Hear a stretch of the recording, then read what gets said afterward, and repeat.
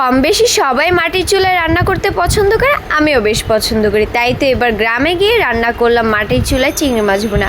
ভিডিওটি যদি সবার ভালো লাগে অবশ্যই আমার পেজটি ফলো দিবেন, লাইক করবেন এবং কমেন্ট করে জানাবেন। ধন্যবাদ। প্রথমেই আমি কড়াইতে দিয়ে দিলাম সয়াবিন তেল এবং এরপর দিয়ে দিলাম পরিমাণ মতন পেঁয়াজ কুচি। এগুলোকে খুব ভালোভাবে নাড়তে হবে, এর কালারটা যতক্ষণ পর্যন্ত লালচে কালার না চলে আসে। এই পর্যায়ে এর কালার লালচে কালার চলে এসেছে। কারা কারা মাটির চুলায় রান্না করতে পছন্দ করেন অবশ্যই কমেন্ট করে জানাবেন, আমি দেখতে চাই কে কে পছন্দ করেন। এরপর আমি দিয়ে দিলাম স্বাদ মতন কিছুটা লবণ। যারা ঢাকায় থাকে তারা তো সাধারণত মাটির চুলায় রান্না করে খেতে চাইলেই খেতে পারে না, যেহেতু গ্রামে এসে মাটির চুলায় রান্না করার সুযোগ পেলাম তাই ভাবলাম ভিডিওটি আপনাদের সাথে শেয়ার করি। এখন আমি দিয়ে দিব এই পর্যায়ে আদা বাটা, রসুন বাটা পরিমাণ মতো। এগুলো সবগুলোকে খুব ভালোভাবে নাড়তে হবে মিশানোর জন্য। সবাই আমার ভিডিওটি শেয়ার করবেন এবং কমেন্ট করে অবশ্যই জানাবেন কারা কারা মাটির চুলায় রান্না করতে পছন্দ করেন। এখন আমি দিয়ে দিব হলুদ গুঁড়া পরিমাণ মতন। এগুলোকে খুব ভালোভাবে মিশিয়ে নিব। এ পর্যায়ে আমি দিয়ে দিব মরিচ গুঁড়া। যারা ঝাল খেতে পছন্দ করেন তারা আপনাদের পরিমাণ মতন বুঝে ঝালটা দিবেন। মাটির চুলায় রান্না করার মজাটাই যেন আলাদা। এখন আমি দিয়ে দিব কিছুটা পরিমাণ পানি যেন কড়াইতে লেগে না যায়। একটা জিনিস খেয়াল করবেন, গ্যাসের চুলার রান্না এবং মাটির চুলার রান্না দুটো স্বাদই আলাদা। এখন আমি দিয়ে দিব কিছু কাঁচামরিচ।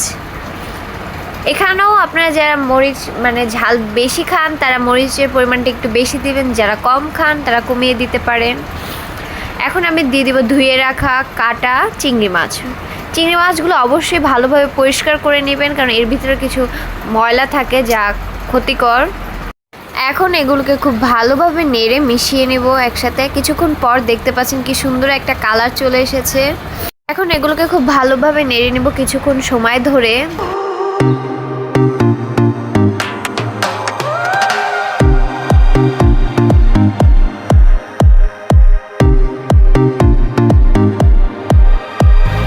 দেখতে পাচ্ছেন কি সুন্দর একটা চমৎকার একটা কালার চলে এসেছে।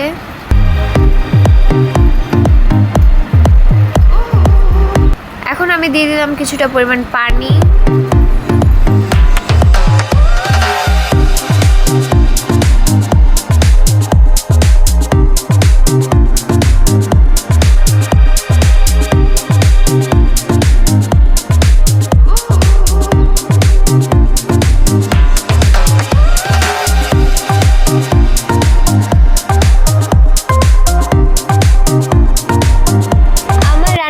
প্রায় শেষ হয়ে গিয়েছে। এখন আমি এই পর্যায়ে দিয়ে দেবো কিছুটা ফ্রেশ ধনেপাতা। এরপর কিছুক্ষণ রান্নাটি চুলায় রাখবো।